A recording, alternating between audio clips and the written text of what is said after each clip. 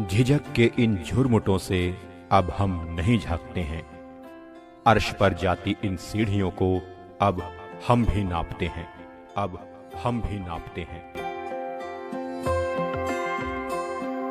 जितनी धूप तेरी उतनी ही मेरी। मेरा नाम यथार्थ जिंदल है। मैं 8th क्लास में पढ़ता हूँ। मुझे सेरेब्रल पाल्सी है। मुझे इससे कोई प्रॉब्लम महसूस नहीं होती है क्योंकि मेरे आसपास बहुत फैसिलिटीज हैं और मैं बहुत स्ट्रॉन्ग महसूस करता हूँ। जितना चांद तेरा उतना ही मेरा। मेरा नाम मनोज यादव है। मैं भारतीय रिजर्व बैंक में सहायक प्रबंधक राजभाषा अधिकारी के पद पर कार्यरत हूँ। मैं एक दृष्टिबाधित व्यक्ति हूँ। अधिकार एवं अवसर की समानता, उसी के बदौलत मैं ये मुकाम हासिल करने में सफल रहा हूँ।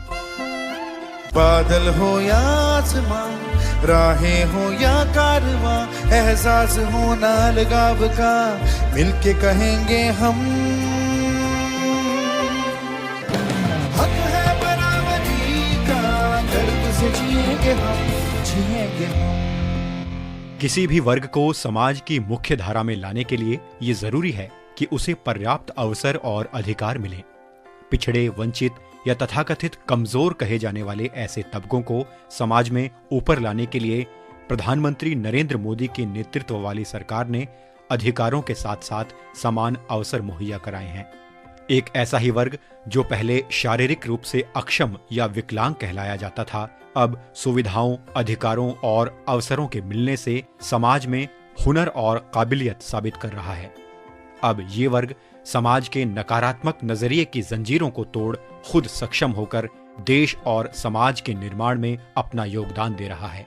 इसलिए प्रधानमंत्री ने किसी व्यक्ति के अंदर शारीरिक या मानसिक अभाव को उजागर करने वाले समाज में प्रचलित नकारात्मक शब्दों की बजाय उसकी योग्यता को परिलक्षित करने वाला एक नया शब्द दिया। प्रधानमंत्री ने समाज के इस विशेष वर्ग को दिव्यांग कहा। उन्होंने कई अवसरों और कई मंचों पर दिव्यांगजनों के सशक्तिकरण और उनके सामाजिक समावेश की बात रखी है। अपने मन की बात कार्यक्रम के अनेक संस्करणों में कई बार उन्होंने दिव्यांगजनों की उपलब्धियों और हुनर का जिक्र किया। एक नेता के रूप में दिव्यांगजनों को लेकर ये उनकी संवेदनशीलता को दिखाता है। कुछ ही दिन पहले 8 दिव्यांगजनों की टीम ने जो कमाल कर दिखाया है, वो हर देशवासी के लिए गर्व की बात है। इस टीम ने सियाचिन ग्लेशियर की 15,000 फीट से भी ज्यादा की ऊंचाई पर स्थित कुमार पोस्ट पर अपना परचम लहराकर वर्ल्ड रिकॉर्ड बना दिया है। शरीर की चुनौतियों के बावजूद भी हमारे इन दिव्यांगों ने जो कारनामा कर दिखाया है, वो पूरे देश के लिए प्रेरणा है। मैं इस ऐतिहासिक और अभूतपूर्व उपलब्धि के लिए इस टीम की सराहना करता हूं।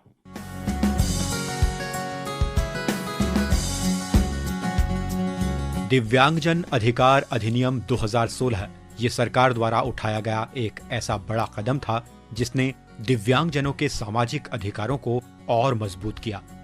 1995 के अधिनियम को बदलकर अब दिव्यांगता को परिभाषित करने वाली 7 श्रेणियों को बढ़ाकर 21 कर दिया गया। पहली बार लैंग्वेज और लर्निंग डिसेबिलिटी और एसिड अटैक विक्टिम को एक दिव्यांग के समान अधिकार मिले। इस अधिनियम ने दिव्यांगों के लिए शिक्षा और रोजगार के मौकों को बढ़ाया। उच्च शिक्षा और सरकारी व्यवस्था में नौकरियों में आरक्षण को 3% से बढ़ाकर 4% कर दिया गया।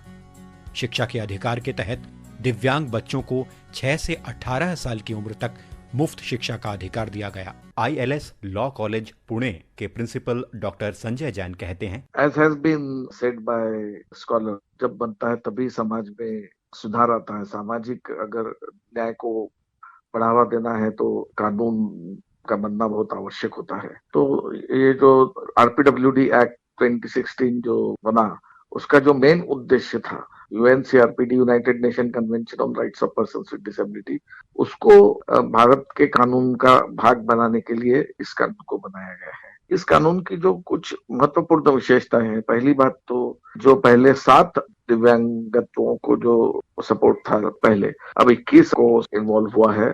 और उसके अलावा रीजनेबल अकोमोडेशन, एक्सेसिबिलिटी जैसे महत्वपूर्ण बिंदुओं को भी इस कानून में स्थान दिया गया है। डेफिनेटली एक अच्छी शुरुआत हम इस कानून को कह सकते हैं।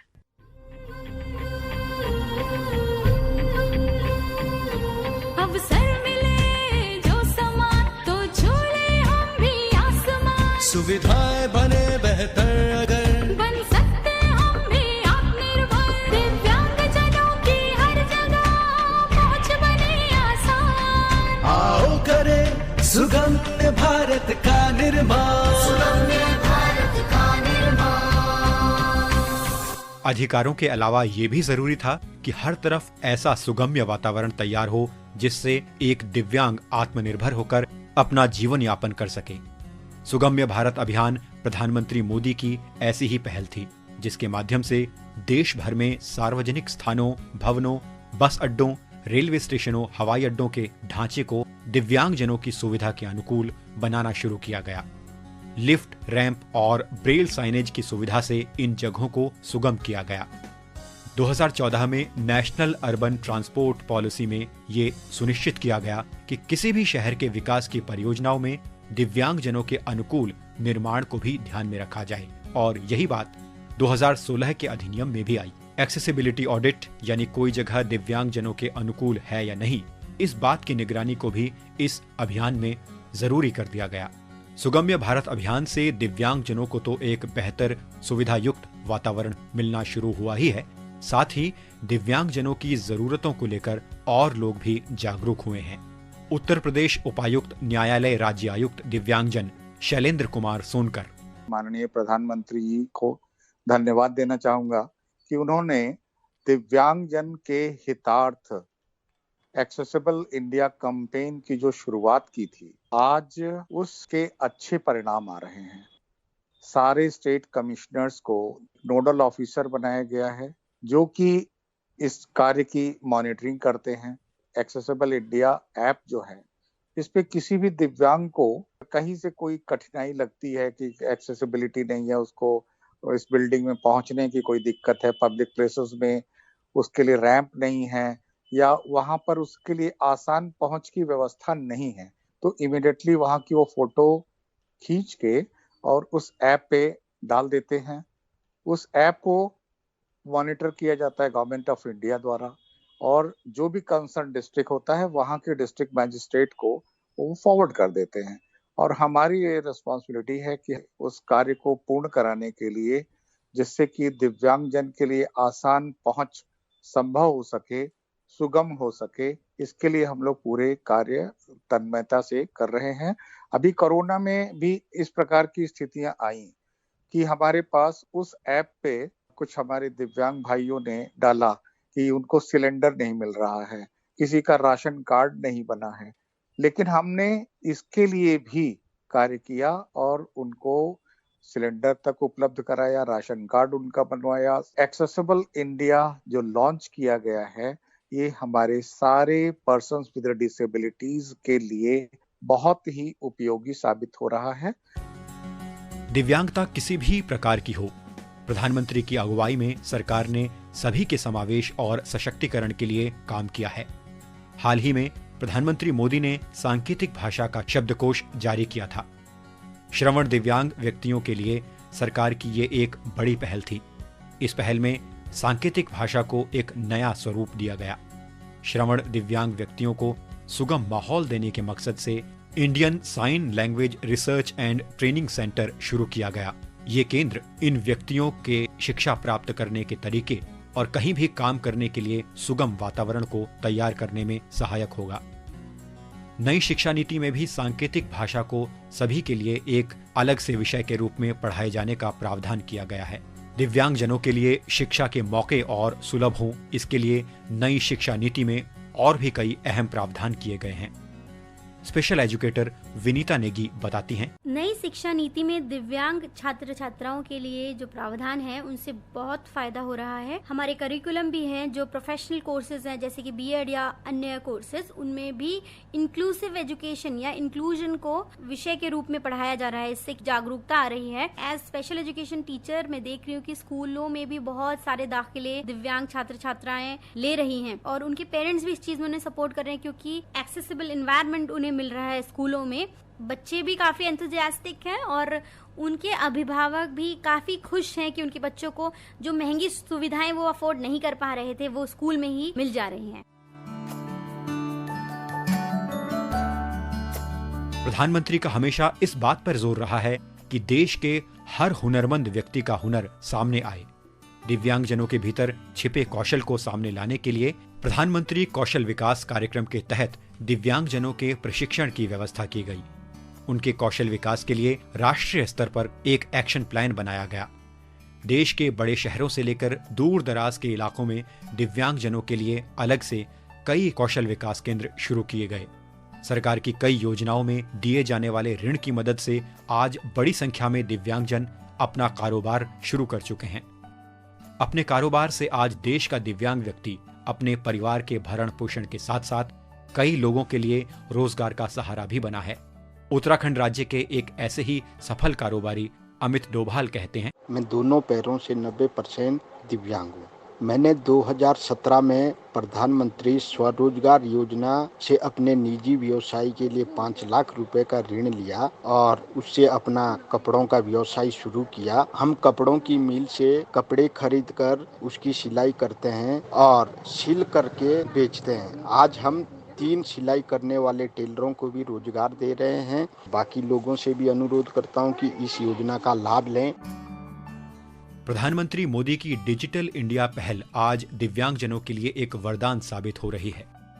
सूचना और तकनीक ने उनके जीवन को पहले के मुकाबले बहुत आसान बना दिया है। इस पहल से अपने रोजमर्रा के जीवन में दिव्यांगजन अब दूसरों पर निर्भर नहीं रहते।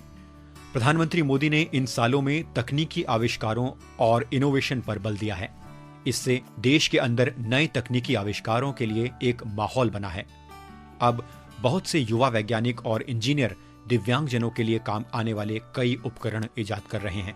शिक्षा, रोजगार और अपने दैनिक जीवन में दिव्यांगजन इन उपकरणों की मदद से और सशक्त हो रहे हैं। इन उपकरणों पर काम कर रही और राष्ट्रपति पुरस्कार से सम्मानित उद्यमी अंकिता गुलाटी कहती हैं, टेक्नोलॉजी ने हमारे जीने का तरीका बदल दिया है, लेकिन दिव्यांगजन अभी भी अपने जीवन में कई पॉसिबिलिटी से परिचित नहीं है। चित्रों को ना समझ पाने के कारण दृष्टिबाधित व्यक्ति एक पूरी दुनिया से छूते रह जाते हैं। वे अपनी चॉइस से पढ़ाई और नौकरी नहीं कर पाते हैं। प्रिंटेड टेक्स्ट को ना एक्सेस कर पाने की वजह से भी उन्हें एजुकेशन, एम्प्लॉयमेंट और अपनी डेली लाइफ में समान अवसर नहीं मिल पाता है। एक इंजीनियर और वैज्ञानिक होने के नाते जब मुझे इन समस्याओं के बारे में पता लगा तो मैंने ऐसे इनोवेटिव उपकरण बनाने के बारे में सोचा जो दृष्टिबाधित व्यक्तियों को समान अवसर देने में सहायता कर पाएँ। 3 साल रिसर्च करने के बाद 2018 में टच विजन की स्थापना की। टच विजन किट की मदद से उभरे हुए चित्रों और साउंड के द्वारा दृष्टिबाधित व्यक्ति चित्र में दी गई जानकारी को एक्सेस करके चित्र को समझ पाते हैं। टच विजन स्मार्ट स्टैंड एक पोर्टेबल स्कैनिंग स्टैंड है जिसकी मदद से दृष्टिबाधित व्यक्ति किसी भी तरह के डॉक्यूमेंट, किताब, चेक, पासबुक, दवाई या किसी प्रोडक्ट के लेबल को स्मार्टफोन के कैमरा से एक बार में स्कैन करके प्रिंटेड जानकारी को सुन सकते हैं।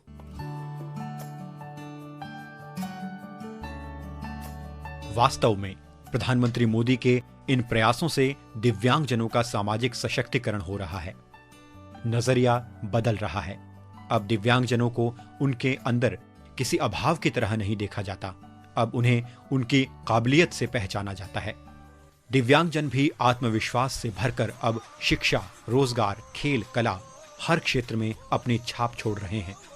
इसका ताजा उदाहरण हाल के पैरा ओलंपिक्स खेलों में देखने को मिला, जहां इतिहास रचते हुए इन दिव्यांग एथलीटों और खिलाड़ियों ने अब तक के सर्वाधिक 19 पदक जीतकर दुनिया भर में देश का झंडा और बुलंद किया।